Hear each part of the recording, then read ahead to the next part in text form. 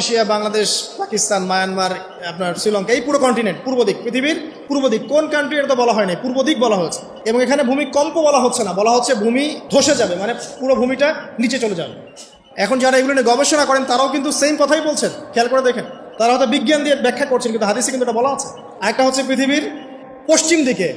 আর পশ্চিম দিকে কেন হবে জানেন? সমকামিতার কারণে, সুদের কারণে, জেনার কারণে, পর্নোগ্রাফির কারণে, এবং সারা বিশ্বকে তারা যে জুলুমটা করছে, এই জুলুমের প্রতিফল হিসেবে আল্লাহ পাক ধসিয়ে দেবে। এর কোনো অস্তিত্বই থাকবে না। এখন মনে হচ্ছে না যে পুরো সারা ওয়ার্ল্ডকে রুল করছে, অস্তিত্বই থাকবে না, ভূমিধস। আরেকটা হচ্ছে পৃথিবীর মাঝখানে। মাঝখানে কারা আছে বলেন? মাঝখানে আমাদের আমিরুল মুমিনিনরা আছে এখন, নাকি?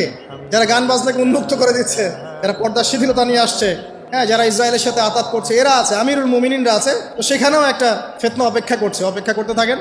তো এই কথাটা বলতে গিয়ে আমি এখানে এসেছি। পৃথিবীতে কিন্তু এখনো 3টা বড় বড় ভূমিকম্প বাকি আছে। আর সর্বশেষ আলামত হচ্ছে ইয়েমেন থেকে একটা আগুন বের হবে, বিশাল আগুন। এই আগুনটা মানব জাতিকে হাসরের মাঠের দিকে তাড়িয়ে নিয়ে যাবে। এই 10টা আলামত না আসা পর্যন্ত কিয়ামত হবে না। অতএব আপনি এখন রিল্যাক্সে নাকে তেল দিয়ে ঘুমান, নাকি ভাই? এই 10টা আলামত না আসা পর্যন্ত কিয়ামত হচ্ছে না। তবে এই 10টা আলামত আসার পটভূমি কিন্তু তৈরি হয়ে যাচ্ছে, এটা আমাদের খেয়াল করতে হবে। আচ্ছা আসেন, এই যে শুআয়ব আলাইহিস সালামের কওমকে যে ভূমিকম্প দিয়ে ধ্বংস করা হলো, এই ভূমিকম্প কখন আসে? আল্লাহ পাক বলছেন তার রাসূলের মাধ্যমে, যখন সমাজের মধ্যে পাপ বেড়ে যাবে, অশ্লীলতা বেড়ে যাবে, মানুষ মাদককে হালাল মনে করা শুরু করবে, জিনাকে হালাল মনে করা শুরু করবে, এবং এই যে বেপরদামি বেড়ে যাবে, তখন সমাজের মধ্যে ভূমিকম্প দেখা দিবে, ভূমিধস দেখা দিবে। গান বাজনা, বাদ্যযন্ত্রকে মানুষ হালাল মনে করা শুরু করবে, তখন এগুলো আসবে। তো এগুলো কি আসার বাকি আছে? এখন কি মনে হচ্ছে? আল্লাহ পাক আমাদেরকে হেফাজত করুন, আমিন। বাঁচার উপায় কি? ওই যে বললাম, রব্বানা বলেন, আতিনা মিন লাদুনকা রাহমা ওয়া হাইয়্ লানা মিন আমরিনা রশাদা। এভাবেই ইতিহাস নিজেকে পুনরাবৃত্তি ঘটিয়েছে। ইতিহাস পড়ে দেখেন, আমি নিজে হিস্ট্রির ছাত্র, আপনি পড়ে দেখবেন, পুরো ঐতিহাসিক পটভূমি পড়ে দেখবেন, মানুষ এই 49 শতাব্দী আসার আগে এত অশ্লীল ছিল না।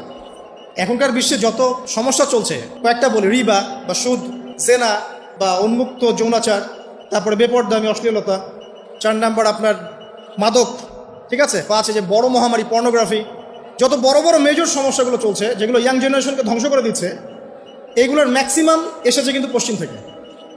খেয়াল করে দেখবেন, এগুলো কিন্তু বাংলাদেশ থেকে আসে নাই, আসছে ভারত থেকে আসছে, পাকিস্তান থেকে আসছে, সাবকন্টিনেন্ট থেকে আসে নাই। এগুলো দেখবেন একটা নির্দিষ্ট জায়গা থেকে আসছে।